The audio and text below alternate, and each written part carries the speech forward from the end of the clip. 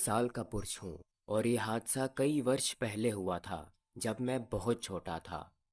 उस वक्त आपको हमारे घर के नक्शे का अंदाज़ा लगाने के लिए बताता हूँ कि हमारी बैठक में कई खिड़कियाँ हैं जहाँ से सीधा पिछले बागीचे को देखा जा सकता है। किसी को भी अंदर जाने से रोकने के लिए हमारे गैराज के बाहर एक बड़ा सा गेट है।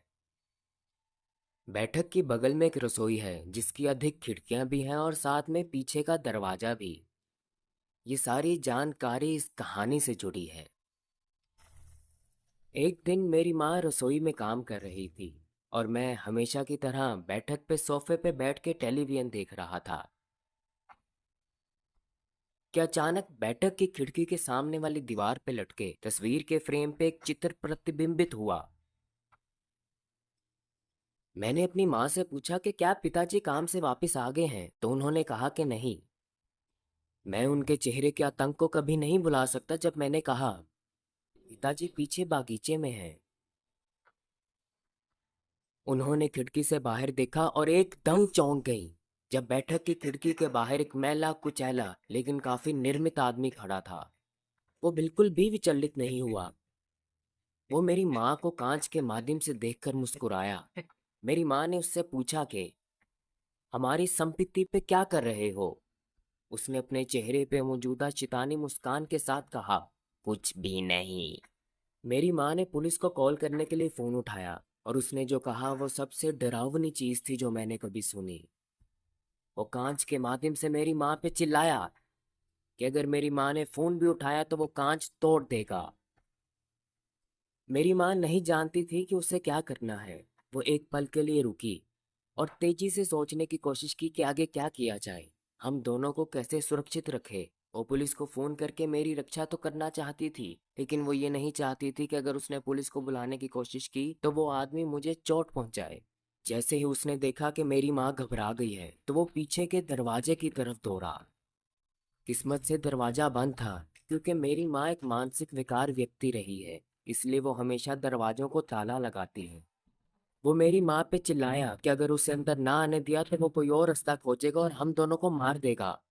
मेरी माँ ने उसे कहा कि वो यहाँ से चला जाए, जिससे उसे गुस्सा आया और उसने जेब से चाकू निकाल के जोर जोर से खिड़की पे मारना शुरू कर दिया। मैं अभी भी इस बात से बेखबर था कि ये सब क्या है, क्योंकि मैं बहुत छोटा था और मुझे लगा कि ये मेरे पिताजी ही हैं। मेरी माँ ने मुझे जोर से सोफे के पास से जकड़ लिया और सीढ़ियों से ऊपर दलान की तरफ दौड़ी ताकि वहां छुपने के लिए कोई जगह मिल जाए।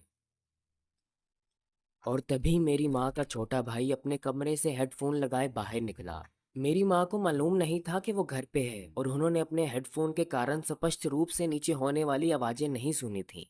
मेरे चाचा उस समय 25 वर्ष के थे और वास्तव में अच्छी तरह से निर्मित थे। उन्होंने बहुत से लोगों को डराया था। मेरी माँ ने रोते हुए उन्हें बताया कि कोई आदमी जबरदस्ती घर के अंदर घुसने की कोशिश कर रहा है। तभी वो डरावना पागल मनुष्य नीचे की ओर से जोर जोर से चिल्लाया। उस संकी ने कहा, बुगी मैन तुम्हें पकड़ लेगा। मैं ये सुनकर बहुत घबरा गया। मैं इतना ज्यादा घबरा गया कि मुझे आज तक ये सब याद है। क्योंकि उस आदमी को नहीं पता था कि मेरे चाचा घर पे हैं, इसलिए वो जोर जोर से चिल्लाता रहा, बाहर आ जाओ, मैं तुम्हें दर्द नहीं दूंगा। मेरे चाचा ने हमें खुद को बाथरूम में बंद करने और पुलिस को फोन करने के लिए कहा। हमने फोन कर दिया। सीढ़ी के नीचे जबरदस्त हिंसे और कराहने के 5 मिनट बाद पुलिस घर के अंदर आई और खून में लथपथ एक आदमी को जमीन पे पड़ा देखा, जिसके ऊपर बैठे मेरे चाचा उसे निर्दयता से मार रहे थे। चाचा ने उसे बहुत बेरहमी से मारा। मालूम हुआ कि वो एक ज्ञात पीडोफाइल था। यही कारण था कि जब मैं टीवी देख रहा था तो वो मुझे इतने लंबे समय तक देखता रहा। उस दिन के बाद से मेरी माँ को घर में अकेले रहने से आशंका रही। मैंने ये सब पसंद किया।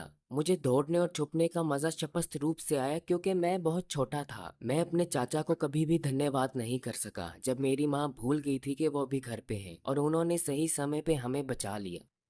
आज भी जब मैं सोचता हूँ तो मेरे रोंगटे खड़े हो जाते हैं कि अगर उस समय मेरे चाचा ना होते तो वो आदमी मेरी माँ और मेरे साथ क्या करता।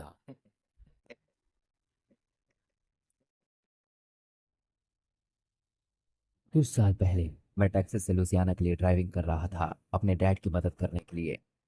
फिर रास्ते में हाईवे पर दाईं साइड बने एक छोटे और गंदे से मोटेल पर मैं रुका। उस वक्त काफी रात हो चुकी थी, लेकिन वो मेरे पास अकेला ही ऑप्शन था। मुझे ठीक से वो व्यक्ति याद नहीं जिसने मोटेल में मुझे चेक इन कराया। मैं बहुत जल्दी में था और थका हुआ भी था और बड़ी मुश्किल से अपनी आँख खोल पा रहा था। मुझे जहाँ तक याद है मैं बेड पर बैठा, अपने जूते उतारे और मैंने देखा कि मेरा कमरा एक दूसरे कमरे से जुड़ा हुआ है। मैंने देखा कि उस दरवाजे पर ताला राइट साइड घुमा हुआ था और ऐसा लग रहा था कि वो बिल्कुल सही तरह से लॉक हो रखा है। फिर मैं बेड पर लेटा और सो गया। फिर कुछ देर बाद मैं करवट लेकर सोने लगा। मुझे याद नहीं है कि मैं कब से और कितनी देर से सो रहा था। फिर जब मैं उठा तो वो एक बड़ी ही भयानक स्थिति थी। किसी ने मुझे पीछे से नुकीला चाकू चुभाया। मैं दर्द के मारे तेज चिल्लाया और बेड से गिर गया। फिर मैंने बड़ी मुश्किल से देखा तो मुझे एक गंदे से बालों के साथ पतला सा आदमी दिखा और फिर वो उस कमरे से भाग गया जो कमरा मेरे कमरे से जुड़ा हुआ था। फिर मैं पार्किंग की ओर भागा और दर्द से चिल्लाने लगा और मुझे हॉस्पिटल ले जाया गया। और फिर नर्स ने मेरे पीछे से वो चाकू निकाला और फिर मैं कभी भी उस मोटेल पर मुड़कर नहीं गया। मुझे बिल्कुल भी इस बात का अंदाजा नहीं लग सका कि वहां पर क्या हुआ था और वो कौन था।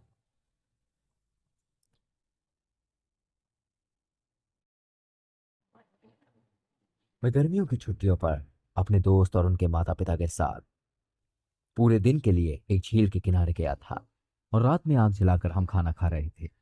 एक टेंट में उसके माता पिता रुके और मेरे दोस्त के पास अपना एक अलग टेंट था। मुझे याद नहीं कि वो कैंप साइट कहाँ पर था और अब मैं अपने दोस्त के साथ काफी लंबे टाइम से संपर्क में नहीं हूँ। लेकिन 15 साल बाद मुझे ऐसा लगता है वो एक सुरक्षित जगह नहीं थी कैंप के लिए।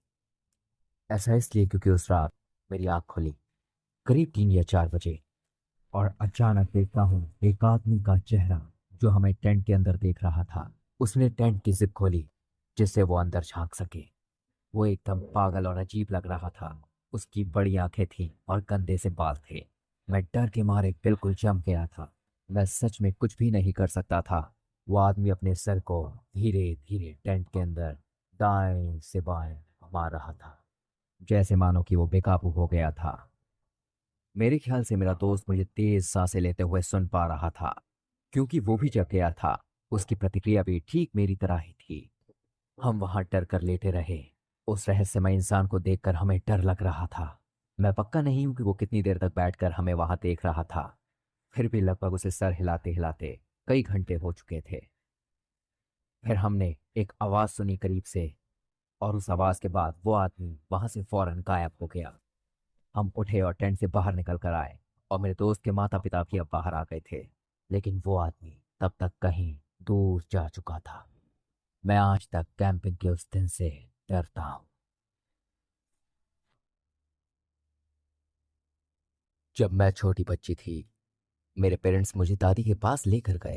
वो ग्रामीण इलाके में एक छोटे से गांव में रहा करती थी। उनका घर बहुत छोटा था और उनके पास सिर्फ एक बेडरूम था। मेरी दादी एक बेड पर सो गई और मेरे पेरेंट्स दूसरे पर और मैं कुछ कुशन्स लगाकर जमीन पर सो गई। हम वहां पर कुछ हफ्तों के लिए रुके। मुझे काफी भयानक सपने परेशान किया करते थे। मैं हर रात डर कर चिल्लाते हुए उठती थी। मेरे पेरेंट्स मुझे शांत कराने की कोशिश करते थे और मुझसे पूछते थे कि क्या हुआ। मैं उन्हें बोलती थी कि वहां एक आदमी है जो मुझे लेने आता है। मुझे अपने उस डर का कारण याद नहीं। मैं हर रात कमरे के कॉर्नर में एक खौफनाक परछाई देखा करती थी। पर्दे के पीछे वो एक डरावना काला आदमी था। मैं जो देख सकती थी वो एक साया था। वो लंबा था और उसके घने बड़े बाल थे। मैं डर कर देखा करती थी। वो मेरे करीब रेंगते हुए आता था धीरे धीरे और वो मेरे कानों में आकर कुछ फुसफुसाता था और मैं बस चिल्लाने ही वाली थी कि तभी उसने अपनी फिंगर अपने होठों पर रखी और बोला "श्श, श्श, श्श।" और हर रात जैसे ही मैं सोने को जाया करती वो मुझे हर रात टॉर्चर किया करता था। और जैसे जैसे वक्त बीतने लगा वो मुझे रात में ही नहीं बल्कि वो मुझे दिन में भी परेशान करने लगा। एक शाम हम सब लिविंग रूम में बैठकर टीवी देख रहे थे। फिर कुछ देर बाद मैंने देखा मेरी लेफ्ट साइड पर पर्दे के पीछे धीरे धीरे उसकी झलक बन रही थी और वो आदमी मुझे चुपचाप देख रहा था। उसने अपना सर उठाया और अपनी फिंगर अपने लिप्स पर रखी और बोला "श्श, श्श, श्श।" मैं बुरी तरह से डर कर चिल्लाई और मैंने मम्मी को बताया जो कुछ भी मैंने देखा। वो उठी और पर्दों के पास गई, उन्हें पीछे खींचा और मुझे दिखाया कि वहां पर कोई भी नहीं है। और सच में वो अब तक वहां से गायब हो चुका था। और फिर जब छुट्टियां खत्म हुई, हम वापस अपने शहर में अपार्टमेंट चले गए और भयानक सपने बंद हो गए। उसके बाद से मेरी दादी हमेशा यहाँ आया करती थी। तो फिर हम कभी भी दोबारा छुट्टियों में उनके घर नहीं गए। और जैसे जैसे वक्त बीतता गया, मैंने उस आदमी के बारे में सोचना बंद कर दिया। और फिर अंत में मैं उसको भूल गई। एक बार गर्मियों में जब मैं 13 साल की थी और मेरा छोटा भाई 5 साल का था, हम एक बार फिर से अपनी दादी के यहाँ गए। मेरे पेरेंट्स किचन में थे और दादी के साथ चाय पी रहे थे। फिर उन्होंने मुझसे कहा कि छोटे भाई को सुलाने के लिए तैयार कर दो। और जब मैं जमीन पर हम दोनों के सोने के लिए चटाई बिछा रही थी, तब मेरा छोटा भाई बेड पर बैठा हुआ था। मैंने नोटिस किया कि आज वो कुछ शांत है। जब मैंने उसकी तरफ देखा तो वो किसी चीज को बड़े गौर से देख रहा था। मैंने उससे पूछा क्या हुआ। फिर उसने झटके से अपना सर मेरी तरफ घुमाया और देखा। उसकी आंखें बड़ी बड़ी डर से खुली हुई। उसने मुझे अपनी उंगली से इशारा करते हुए खिड़की की ओर दिखाया। वहां पर वही वो श वाला आदमी खड़ा हुआ था। कहने की जरूरत नहीं, मैंने और मेरे भाई ने सारी रात किचन में सोते हुए गुजारी। और फिर हम अपनी दादी के घर कभी भी दोबारा नहीं गए।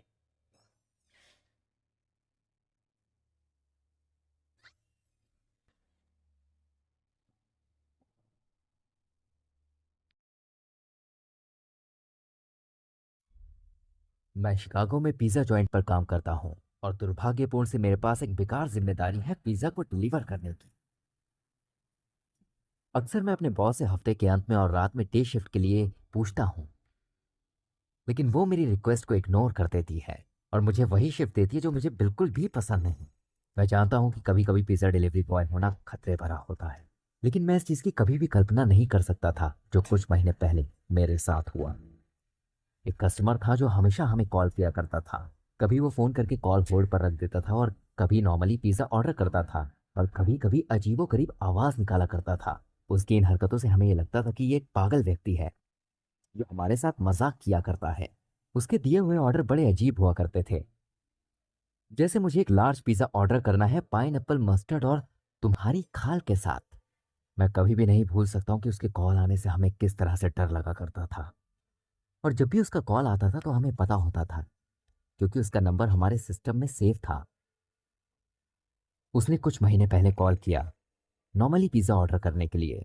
ना कोई बकवास की, ना भद्दे कमेंट्स और ना कोई अजीब आवाज़ निकाली, और अपना पता भी दिया। मैंने सोचा कि उस व्यक्ति को पिज़्ज़ा डिलीवर करना काफ़ी ज़्यादा दिलचस्प होगा।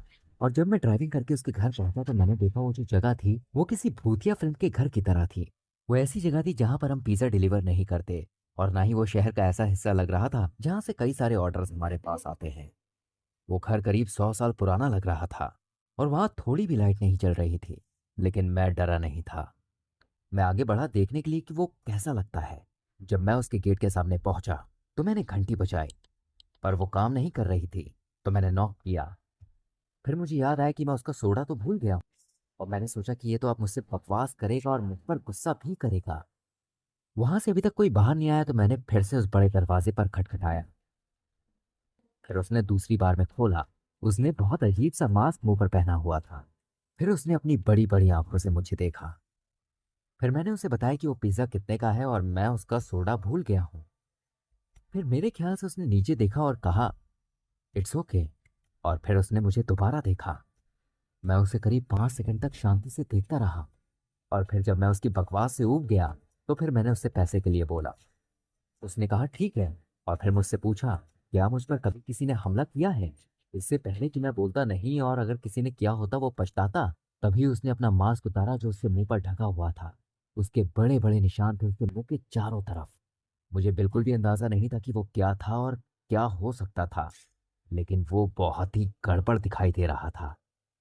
वो मेरी तरफ देखकर हंसा, उसके सारे होंठ फटे हुए थे। मुझे लग गया था कि वो मेरे पैसे नहीं देगा और मैंने उससे बोल दिया कि मैं जा रहा हूँ। मैं वापस मुड़ा और सीढ़ियों से नीचे उतरने लगा।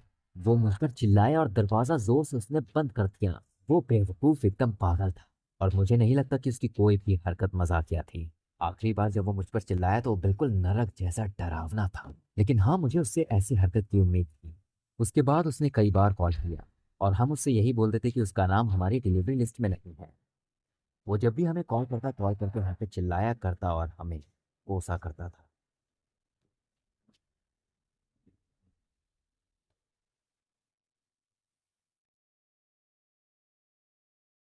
2015 की हैलोवीन ईव की बात है।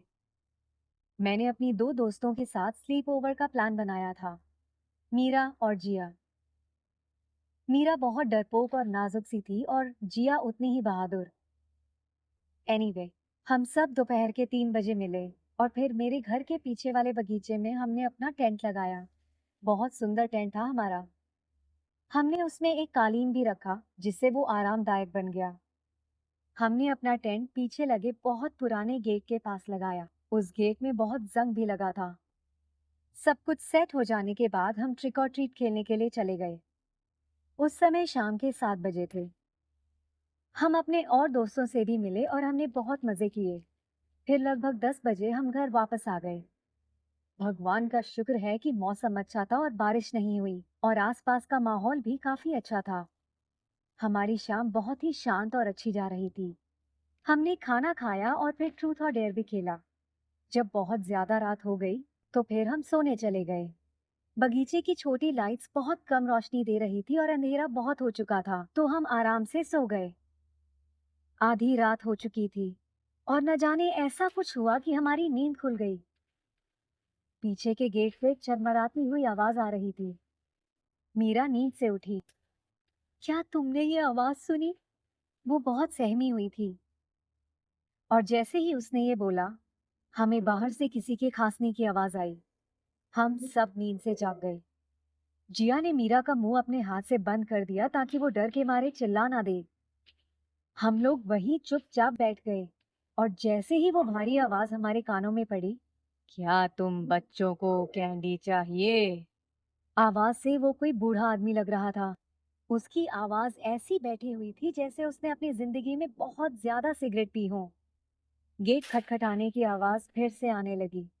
मैं जानता हूँ तुम सब यही हो, उसने फिर से बोला। मीरा की आंखों में आंसू भर गए और वो डर के कारण एकदम मूर्ति बन गई थी। तभी जिया ने मेरी तरफ देखा और इशारा किया। उसने मुझे अपनी उंगलियां दिखाते हुए 3 तक गिनना शुरू किया। 3 गिनते ही हम सब तेजी से वापस घर की ओर भागे। मुझे नहीं लगता आज जो हुआ वो मैं कभी भुला पाऊंगी। जैसे ही मैं घर के दरवाजे के पास जाकर मुड़ी, मैंने उस आदमी को देखा। उसके लंबे सफेद बाल थे, दाढ़ी बहुत गंदी और अजीब सी थी। उसका चेहरा बहुत डरावना था। ऐसा लग रहा था कि वो कोई भूत था। शक्ल से वो भूखा लग रहा था, पर इंसान की तरह नहीं, किसी दरिंदे की तरह। ऐसा लग रहा था वो उसी समय हमें मार देता। हमारी किस्मत अच्छी थी कि उस गेट का दरवाजा लॉक था। बहुत कोशिश करी उस दरिंदे ने अंदर आने की, पर असफल रहा। कुछ देर बाद उसने अपनी पीछे की गेट से कुछ चमचमाता हुआ निकाला। वो एक बड़ा खंजर था। मैंने अपनी आंखों से देखा। डर के मारे हम घर के अंदर भागने लगे और चाबी से दरवाजा खोलते ही सीधा मेरी माँ के कमरे में पहुंचे। माँ ने मेरी बात पर विश्वास नहीं किया, पर जैसे ही उन्होंने खिड़की के बाहर झांका, उन्होंने हमें अपने कमरे के अंदर रहने को बोला और दरवाजा अंदर से लॉक कर दिया। फिर उन्होंने पुलिस को फोन किया और पुलिस से बात करने लगी।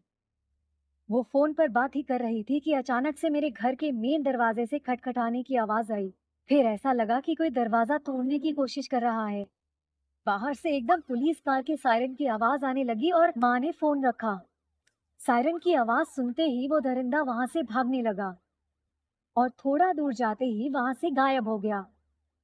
पुलिस उस आदमी को पकड़ नहीं पाई क्योंकि वो आदमी किसी को दिखा ही नहीं। हमने सारी कहानी पुलिस को बताई, पर वो फिर भी उस दरिंदे को ढूंढने में असफल रहे क्योंकि आसपास भी किसी को कोई खबर नहीं थी। हमारा हैलोवीन इवनिंग पूरी तरह से तबाह हो चुका था। फिर हम तीनों घर की लॉबी में ही सो गए, या ऐसा मान लो कि सोने का सिर्फ दिखावा करा। मैं लगभग 10 साल की थी जब मेरे साथ ये घटना घटी। मैं और मेरे दो बेस्ट फ्रेंड्स और हमारी मम्मी पापा वेकेशन के लिए टर्की गए हुए थे। एक रात मैं और मेरे दोनों फ्रेंड्स मेरे ही रूम में बैठ के टीवी देख रहे थे। वहीं दूसरी ओर हमारे पेरेंट्स होटल के रेस्टोरेंट में डिनर कर रहे थे। होटल के रूम्स बुरे नहीं थे, बल्कि काफ़ी सेफ ही लग रहे थे। हमें अपने रूम में काफ़ी मज़ा आ रहा था। हम टीवी देखते देखते मोनोपोली खेल रहे थे। मगर जो उस रात हुआ, वो बात मुझे आज भी डराती है। रात के 1 बज गए थे और हमारे पेरेंट्स अभी तक रूम्स में नहीं लौटे थे। हमारे पेरेंट्स अभी भी होटल के रेस्टोरेंट में हैं। हाँ, उन्होंने तो कहा था वो 11 बजे तक लौट आएंगे। दोस्तों, दरवाजे पे कोई खटखट कर रहा है। ये ज़रूर रूम सर्विस वाले होंगे। दोस्तों, मुझे लगता है हमें दरवाज़ा नहीं खोलना चाहिए। मैं उस वक्त बहुत डर गई थी। मैं सिर्फ 10 साल की थी और मेरे फ्रेंड्स भी मुझसे कुछ ज़्यादा बड़े नहीं थे।